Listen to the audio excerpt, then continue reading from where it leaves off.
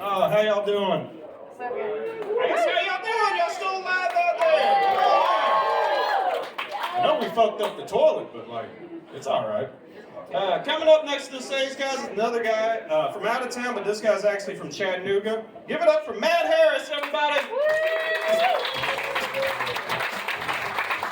One more time for the Little Lebowski, everybody. Woo. Please be patient with me. I'm kind of nervous up here. Didn't have my normal pre-show ritual, just a couple of old fashions.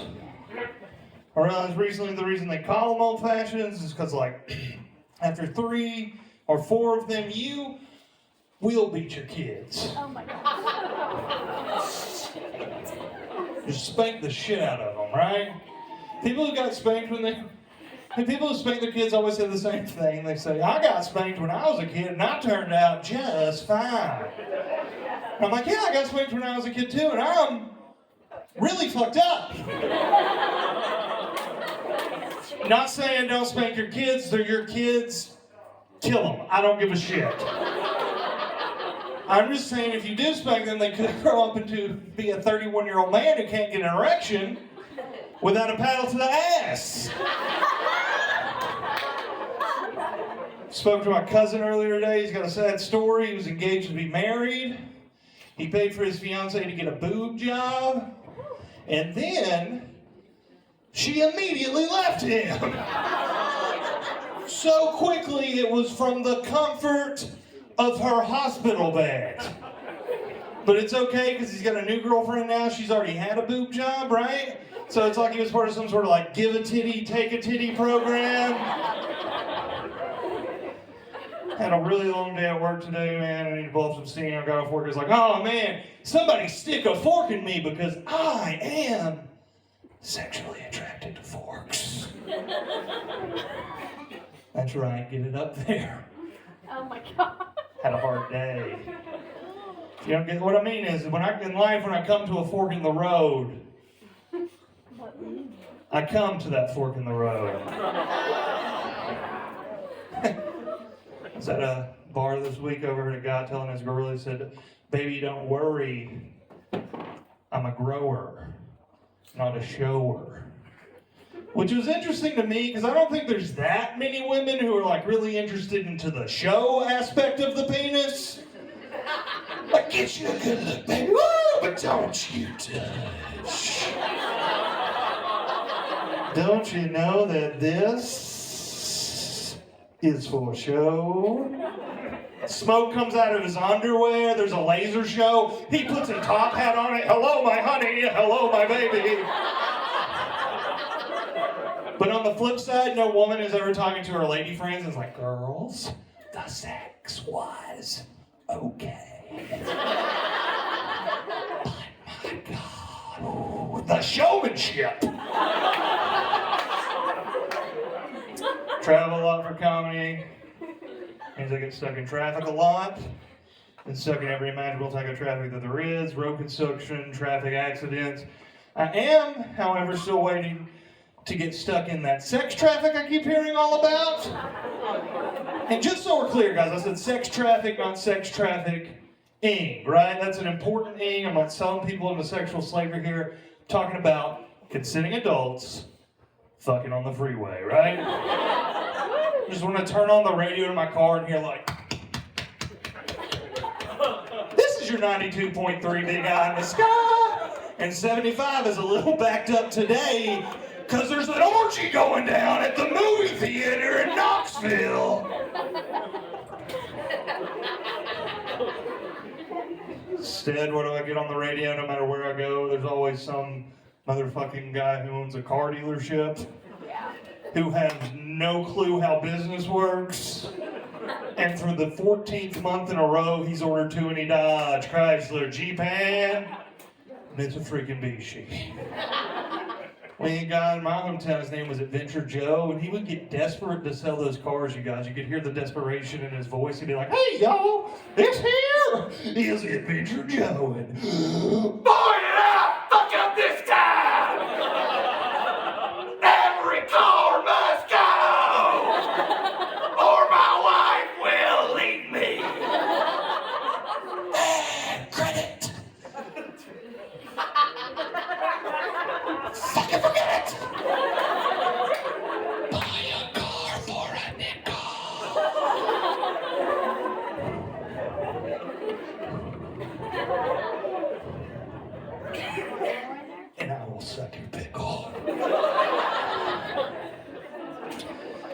to the doctor recently. It's the first time I've been to the doctor in a while.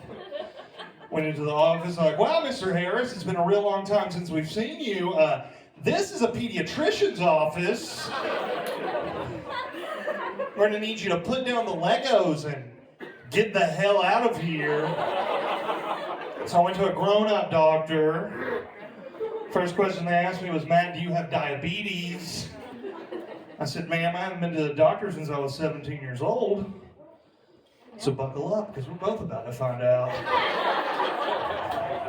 Took my blood pressure, which was surprisingly good. It was 124/80, which is great for a guy my size, right? But what the doctor failed to realize is at the time, roughly half of my blood was beer. And my beer pressure was off the charts. I said, Matt, we're going to need a urine sample and then a blood sample. I said, well, ma'am, you're in luck because there's blood in my pee. Test came back, I don't have diabetes, which makes me question if diabetes even exists. Used to, I wouldn't tell people I was fat, I would say I was big boned, so I went to the doctor and he's like, oh yeah, one more thing before you go. You have shockingly small bones.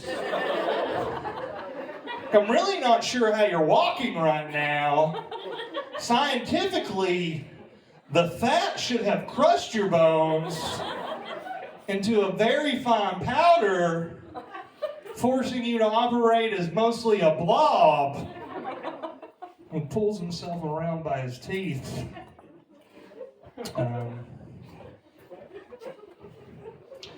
I've been sober now for 16 weeks. 16 weeks I've been sober. Let me clarify that. Have you guys heard of this thing called California sober?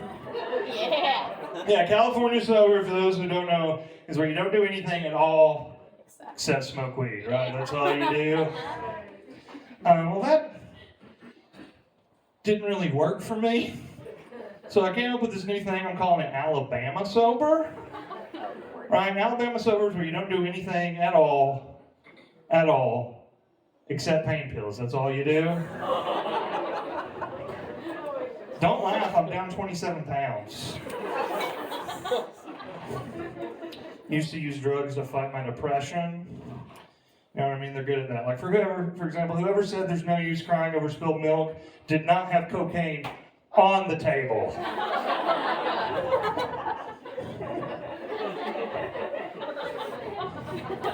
Some people say when you want to hide your drugs from the police, the best place to hide them is up your own ass. But that doesn't really work for me because I've got way too many forks up there. So I've done some thinking and I decided the best place to actually hide your drugs from the police isn't up your own ass. It's in a rubber ass that you have brought with you separately. Imagine you're getting pulled over by the police, like, excuse me, sir, license and registration, and there is a silicone ass buckled into the car seat next to you. What, do you think they're gonna do a cavity search on that thing? No way, man, no way. They think there's cum in there. They're going to tell you to slow it down and let you be on your way. And I'll end you guys with this one. When I was growing up, people used to always say, girls go to college to get more knowledge, and boys go to Jupiter to get more stupider. Right? Y'all have heard it. And you know what? Congratulations to women for their education and all those college degrees. But those boys made it all the way to fucking Jupiter. Right? Y'all might have a bachelor's degree, but those boys are fucking astronauts. You can say what you want. You can give a valedictorian speech at your graduation. But be sure to thank those boys, because they're goddamn American heroes. I'm mad, guys. Thank you.